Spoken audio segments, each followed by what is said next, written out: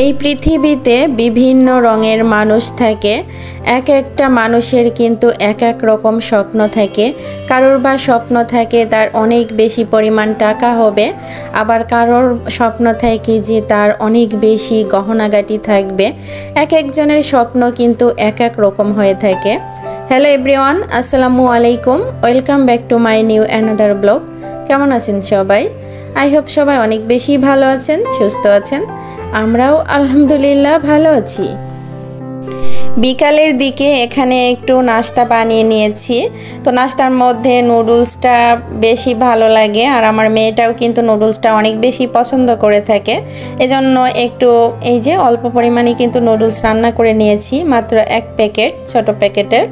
তো সাথে কিন্তু সবজিও দিয়েছি, এই যে ফুলকপি, তারপর গাজর দিয়েছি, একটু আলু দিয়েছি। সবজি আসলে একটা সত্যি কথা বলতে কি, বাচ্চারা না অনেক সময় সবজি খেতে চায় না।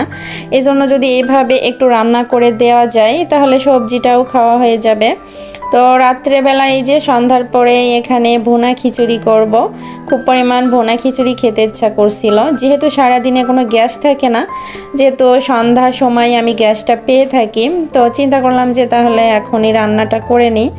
তো এইখানে এই যে খিচুড়িটা বসিয়ে দিচ্ছি, আর সাথে কিন্তু আমি 2 রকমের আইটেম রান্না করে নিয়েছি তরকারি। সানার বাবা যদি আবার খিচুড়ি রাত্রে না খেতে চাই, এজন্য আর কি ওর জন্য আলাদা করে পাঙাশ মাছ ভুনা করেছি, তারপর একটা ভাজিও করেছি। আর এই যে এই খিচুড়িটা রান্না করেছিলাম, পরে এসে দেখি যে ও অফিস থেকে এসে রাত্রেবেলা খেয়েছিল। অনেক সময় হয় কি, ও কিন্তু সকালবেলার দিকে খিচুড়িটা বেশি পছন্দ করে, কিন্তু সকালবেলার দিকে না গ্যাসই একদমই থাকে না, সামান্য সামান্য গ্যাস পাওয়া যায়। তো ওই সামান্য পরিমাণ গ্যাসে কিন্তু সাদা ভাতটাই আমি বসিয়ে দিই, এছাড়া আর অন্য কোনো কিছু আর কি বানাতে পারি না, ইভেন ডিম ভাজিটাও আর কি হয় না। যাই হোক, সবাই কিন্তু একটা লাইক দিয়ে আমার ভিডিও দেখবেন। অনেকেই কি করে কমেন্টস বেশি করছে কিন্তু লাইক দিচ্ছে না। তো প্লিজ কেউ এরকম করবেন না, অবশ্যই লাইক দিয়ে আমার ভিডিও দেখবেন। আর আমার ভিডিওর কোথাও কোনো একটি অংশ যদি অল্প পরিমাণও ভালো লেগে যায়, অবশ্যই আমার চ্যানেলটি সাবস্ক্রাইব করে দিবেন। আর অলরেডি যারা সাবস্ক্রাইব করেছেন তাদেরকে অসংখ্য অসংখ্য ধন্যবাদ জানাই। তো এই যে সানার বাবার জন্য কিন্তু আমি এখানে একটু মাছ ভুনা করে নিয়েছি। দেখতে যেমন ইয়াম্মি হয়েছিল, খেতেও কিন্তু অনেক দারুণ হয়েছিল। আর দেখতেই তো পেলেন, ভাজি করে নিয়েছি। আর এই ভিডিওটা আমি শুক্রবারের দিনের ভিডিও। শুক্রবারের দিন এখানে সানার বাবা অনেক বাজার করে এনেছে। এই যে দেখতে পাচ্ছেন, অনেক পরিমাণ আলু কিনে এনেছে। আমি কিন্তু আলু একদমই খেতে চাই না, কারণ স্বাস্থ্যটা দিন দিন কিন্তু আমার বেড়ে যাচ্ছে, আর স্বাস্থ্য কমানোর জন্যই আমি আলুটা একটু অ্যাভয়েড করে চলি। তো এখানে কয়েক রকম সবজি নিয়ে এসেছে, ও সবজিটা বেশি পছন্দ করে। যাই হোক, সবজি আনে বেশি বেশি করে, আর বলে যে কড়াই ভরে ভরে সবজি রান্না করবা আর আমাকে দিবা। তো এখানে এই যে শসা নিয়ে এসেছে অল্প পরিমাণ না, অনেকটাই এনেছে। তারপর টমেটো এনেছে। তো এই টমেটোগুলো কিন্তু 2-1 দিনের মধ্যে মনে হয় পেকে যাবে, আধা পাকা আর কি। আর সিজনাল টমেটোগুলো কিন্তু এখন বেশি ভালো লাগে খেতে। যাই হোক, আমি বাজারটা এখন গুছিয়ে নিচ্ছি। একটু একটু করে টাকা গুছিয়ে বছরে লাখপতি হওয়ার স্বপ্ন দেখছি। আদৌ কি লাখপতি হতে পারবো জানি না, তবে মনে হয় না যে আমি হতে পারবো, কারণ আমি যে হিসাবে টাকা জমাই, একটু একটু করে টাকা গুছাই, জীবনেও 1 বছরে আমি লাখপতি হতে পারবো না। যদি কেউ মাসে হয়তো 20,000 করে রাখে বা মাসে 10,000 করে রাখে, তাহলে তারা হয়তো লাখপতি হতে পারবে, কিন্তু আমি তো মাসে ওইভাবে গুছাই না। আমার মাসে হয়তো ঠিক ঠিকানা নাই কি পরিমাণ হয়। যাই হোক, আমার যেটাই হয় আমি ব্যাংকে কিন্তু রেখে দিই। তো অল্প অল্প করে কিন্তু গোছাচ্ছি, দেখা যাক। আর আমার একটা স্বপ্ন আছে, টাকা গুছিয়ে গুছিয়ে আমি একটা জিনিস করব। তো সেই জিনিসের কথা আর আজকে ভিডিওতে আপনাদেরকে বলছি না, যখন কিনতে পারি তখনই আপনাদের সাথে শেয়ার করব। আর আমি কিন্তু টাকা গুছিয়ে গুছিয়ে আমার ঘরের জিনিস হোক বা যেটাই হোক আমি কিন্তু করে থাকি। এর আগের ভিডিওতে আপনাদেরকে দেখিয়েছি যে আমি টাকা গুছিয়ে গুছিয়ে কিন্তু আমার হাতের চুড়ি বানিয়েছিলাম। একদমই বাস্তব কথা। আর আমার মধ্যে কোনো মিথ্যা বা কোনো কিছু ছলচাতুরি এগুলা নাই। আমার জীবনে যেগুলা আছে, যেগুলা বাস্তব, আমি কিন্তু সেইগুলাই আপনাদের সাথে শেয়ার করি। কোনো বানোয়াট কথাবার্তা বা মিথ্যা ভুয়া এগুলা কথাবার্তা বলতে চাই না, কারণ আমার দৈনন্দিন যে কাজকর্মগুলো বা আমার লাইফস্টাইল এগুলাই আপনাদের সাথে শেয়ার করি। আসলে একটা কথা বলতে কি, ইউটিউবে মিথ্যা কোনো কিছু দিয়ে কিছুই করা যায় না। আর সব সময় আপনি যদি সত্যর পথে চলেন অবশ্যই এগিয়ে যেতে পারবেন, সফলতা অবশ্যই আসবে। আর আমি সব সময় সত্যর পথে চলাফেরা করার চেষ্টা করি। আমার যতটুকু আছে বা যেটুকু সত্য সেটুকু নিয়েই কিন্তু আপনাদের সাথে আমি আলোচনা করে থাকি। যাই হোক, এখানে আমি যে কাঁচামরিচ আর কি সংরক্ষণ করব, সংরক্ষণ বলতে আমি ফ্রিজে নর্মালি রাখবো, ডিপে আর রাখবো না। ডিপে রাখার প্রসেসটা অন্যরকমভাবে, তো সেটা আর আজকে শেয়ার করছি না। আমি যেহেতু কাঁচামরিচগুলো আমি ফ্রিজে রেখে দিব নর্মালে, তো আমি কিন্তু এইভাবেই সংরক্ষণ করে থাকি। যেমন আমি এই যে বক্সের নিচে কিন্তু একটা পেপার দিয়েছি, অর্থাৎ টিস্যু দিয়েছি।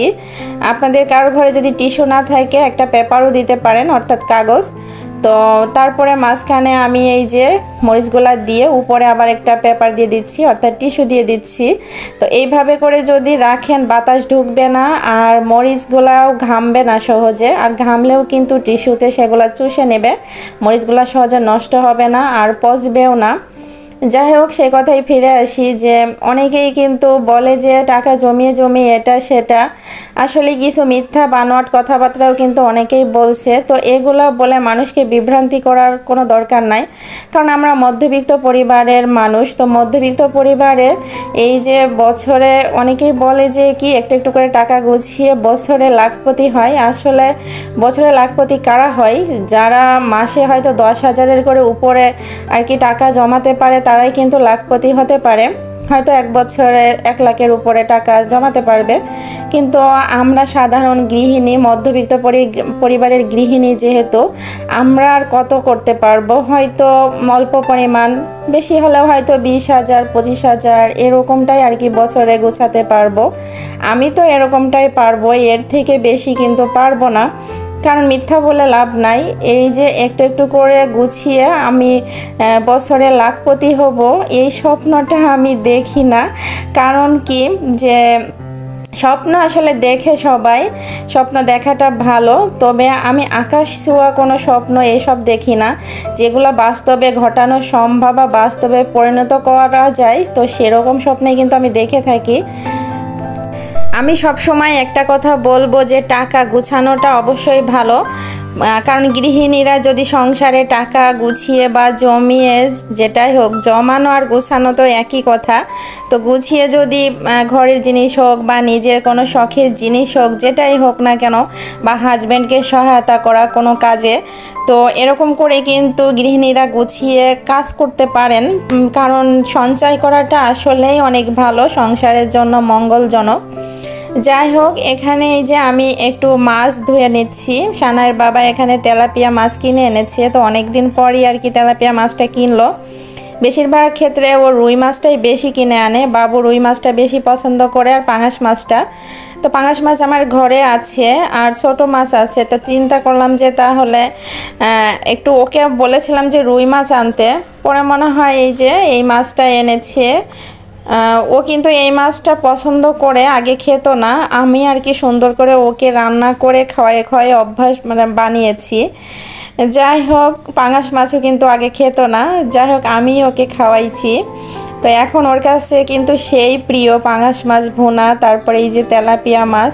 আর ছোট তেলাপিয়া কিনতে চায় না, তেলাপিয়া মাছ কিন্তু আমি ছোটোবেলা থেকেই পছন্দ করি। আমার বাবার ঘরেতেও আমি দেখেছি এই তেলাপিয়া মাছ, তারপর পাঙাশ মাছ, এগুলো আর কি খুব কিনতো।